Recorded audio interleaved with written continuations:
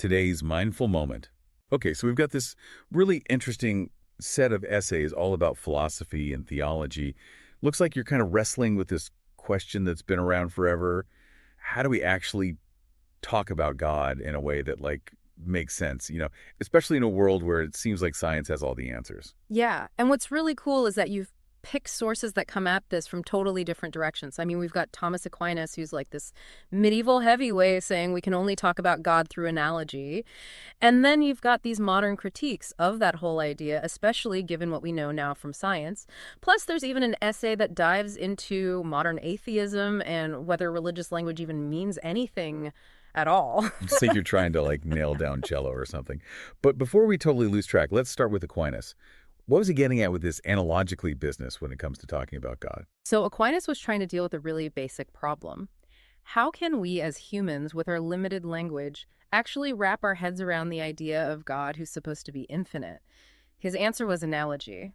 We can use words like wise or good to describe God, but they don't mean the same thing as when we use them for people. So saying God is good isn't like saying God is like the nicest guy in your neighborhood. Exactly. Aquinas was saying that our language, which is based on what we experience in the world, can only kind of point to God in a roundabout way. We can compare God's qualities to things we understand, but we have to remember that God is way beyond anything we can put into words. But doesn't that make it really hard to talk about God? I mean, if words don't mean what they usually mean, how do we even know if we're making any sense at all? That's a really good question, and it's one that later thinkers grappled with. One of the essays you sent argues that Aquinas relied on Aristotle's ideas about substance and accidents, and that whole system doesn't really work anymore because of what modern science has shown us. Hold on, before we get too far ahead, can you break down what those terms mean? What does Aquinas mean by substance and accidents? Okay, think of an apple. Its substance is what makes it an apple, like its basic nature, the thing that makes it different from, say, a pear. And then its accidents are the things we can observe about it, like its color, its shape, how sweet it tastes. Aquinas was following Aristotle and thinking that you could change these accidents without changing the apple's substance. Got it. So how does this connect to God or to this whole debate about transubstantiation?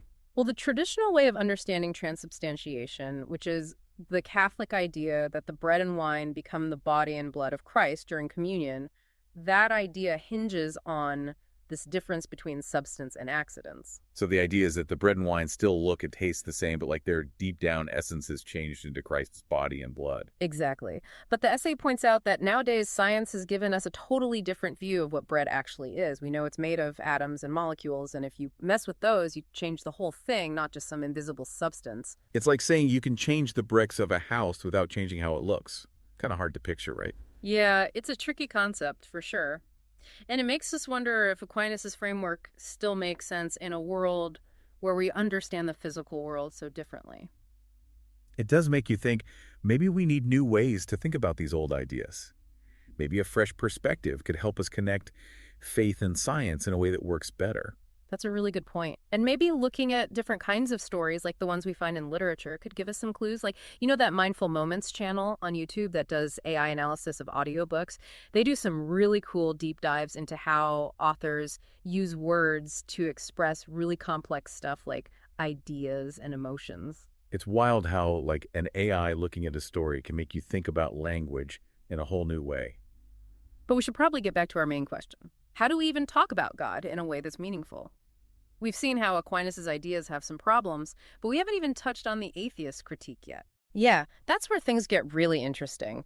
The essay that deals with Kai Nielsen and his take on religious language takes us in a whole different direction. Nielsen says a lot of religious talk is just empty words because it can't be tested by our senses. So he's basically saying if you can't see it, touch it, or measure it, then it's just BS. Pretty much, yeah. He's coming from a very scientific viewpoint where knowledge has to be based on things we can observe and prove with our senses. Nielsen's basically saying, look, if we can't connect a statement back to something we can experience with our senses, then it's just hot air. It's a pretty high bar. Yeah, and I can see how that might seem like a good idea at first, but when you apply it to religious stuff, it leads to some pretty strange conclusions. Yeah. Can you give us for instance, of what Nielsen might think is a meaningless religious statement? Sure. Take the statement, God is love. Wilson would say that's a meaningless statement because we can't scientifically observe God or measure love in like a lab experiment or anything. So to Nielsen, saying God is love is as nonsensical as saying something like the square root of -1 is purple. Right on the money. Both statements are kind of floating out there with no connection to anything we can experience. So to him, they're both outside the boundaries of meaningful conversation. But the author of the essay is saying, wait a minute, this whole strict empiricism thing would create problems for a lot of scientific theories too. Absolutely. I mean, think about concepts like quarks, black holes, or even the idea that space-time is curved. We can't directly observe any of those things. We have to rely on math models, experimental results, and a whole web of interconnected theories to even say they exist. So it sounds like Nielsen's critique of religious language could end up shooting science in the foot. If we dismiss any statement that can't be directly verified through our senses, we'd have to throw out a huge chunk of what we consider to be scientific knowledge. Exactly. And that's a really important point that this essay brings up. It shows how a purely empirical approach to meaning might be too narrow. It suggests there are other ways of knowing and understanding the world, and if we only focus on what our senses tell us, we miss out on a lot of valuable stuff. It's like saying a symphony is meaningless because you can't take apart each note and analyze it under a microscope. There's something more going on, something deeper than just the physical parts. I love that analogy. It gets at the idea that meaning can come from the relationships between things, from patterns and from qualities that emerge when things come together, and those aren't things you can just reduce down to individual components. It makes me think Nielsen might be so focused on proving things that he's missing the bigger picture. What do you think? I think you're onto something. Nielsen's critique does force us to look closely at what we believe and how we use language to express those beliefs, which is a good thing.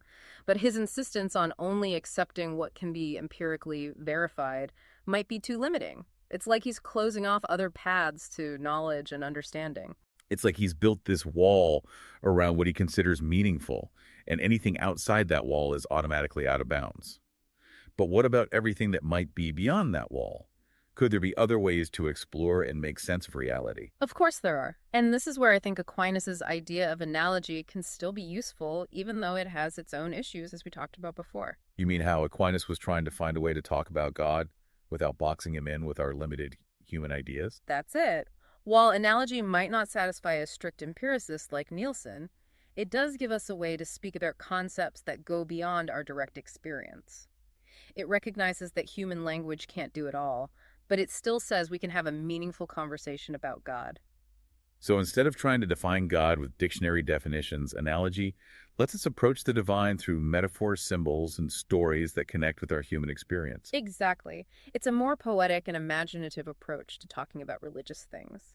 It acknowledges that our words can never fully capture the mystery of God, but they can still point us towards something greater than ourselves. It's like trying to describe what chocolate tastes like to someone who's never had it. You can use words like sweet or rich or creamy, but those words can only give a limited idea of what it's actually like to taste it. That's a great example. It really highlights how language falls short when we're trying to describe something that's outside our normal ways of experiencing things. It makes me wonder if part of the struggle of talking about God is that we're trying to stuff something infinite into finite words. It's like trying to squeeze the ocean into a teacup. I love that image. It really captures that tension between the immensity of the divine and the limitations of human language. It's a good reminder that no matter how we talk about God, we'll never fully grasp or express the mystery we're trying to get at. This whole discussion is making me rethink the way I use language and how I approach these huge questions about faith and what it means to exist. I'm starting to see how these philosophical debates, which might seem really abstract, actually have real-world implications for how we see ourselves and our place in the universe. I'm so glad to hear that. As we continue to explore these ideas, I think it's important to keep in mind that this isn't just a theoretical exercise. These ideas have the power to shape our beliefs, our values, and ultimately the way we live our lives. That's a pretty powerful thought. It makes this deep dive feel a lot more personal and relevant to my own life. But before we wrap things up, I want to get back to that essay about transubstantiation. It seems like that doctrine poses a particularly tough challenge for reconciling faith with reason. It definitely does. As we were saying before, the traditional understanding of transubstantiation, which rests on the difference between substance and accidents, becomes hard to hold on to when we consider what modern science tells us. Because if the substance of bread is essentially its atomic and molecular structure, then changing that substance would change everything about it, not just some invisible essence. Right. And that sets up a conflict between the traditional theological interpretation and our current scientific understanding of the physical world. So where does that leave us? Does this mean transubstantiation isn't a believable concept anymore? Not necessarily. There are theologians who say we need to reinterpret these concepts in light of modern science. Others suggest that we should see the doctrine more symbolically focusing on the spiritual meaning of the Eucharist, rather than a literal change in the elements. It sounds like there's no easy answer and people are coming at it from all sides. For sure. And this is where open dialogue and a willingness to consider different viewpoints are crucial. We need to be ready to listen to each other, grapple with tough questions, and acknowledge that these ancient doctrines are complex. It seems like this whole deep dive is pushing us to move past simplistic answers and to accept the mystery and ambiguity that's just part of trying to understand the world and our place in it. You said it, and maybe that willingness to embrace mystery is where we can find both wonder and humility as we keep exploring these profound questions. You know, it's really interesting how all these discussions about language and meaning and belief kind of bring us back to this very human experience of wrestling with the big questions in life. Yeah, it's like a reminder that philosophy and theology aren't just these abstract ideas floating around out there. They're actually deeply connected to how we understand ourselves and our purpose and where we fit into the whole scheme of things. Speaking of purpose, one of the essays you sent talked about the idea of providence and the narrative of our lives, like suggesting that maybe our lives aren't just a bunch of random events, but rather part of a bigger story unfolding over time. Right. That's an idea that's been around for centuries. This idea that there's a deeper meaning woven into all our experiences, a pattern that we might not see right away, but reveals itself as we go through life. So it's like we're all characters in a novel, and even the little seemingly unimportant things contribute to the overall plot. And just like in a good novel, our lives have ups and downs, moments of joy and sorrow, victories and defeats, and all of that adds to the richness and complexity of the story. But if our lives are like a story, who's writing it? Is there some kind of divine hand guiding things, or are we the authors of our own stories? That's a tough one. And there's no easy answer. Different people will have different beliefs about that. Some might see a divine hand at work, while others might focus on human free will and the choices we make that shape our lives. It seems like there's room for both perspectives. We can acknowledge that some things are beyond our control, but also recognize that we have the power to make choices and influence our own paths. That's a good way to look at it. It recognizes the interplay between the things that are given to us and the freedom we have to respond to them. It's like we're given certain ingredients, but we get to decide how to use them and what kind of dish we want to create. And just like in cooking, there's a certain art and creativity to how we shape our lives. We can choose to face difficulties with strength and build relationships with care and infuse our actions with purpose and meaning.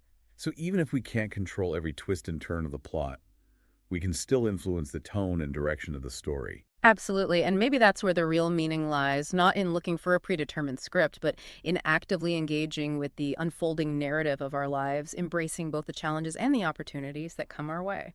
It reminds us that even when faced with uncertainty and the unknown, we still have the power to make choices that reflect our values and contribute to a life well lived.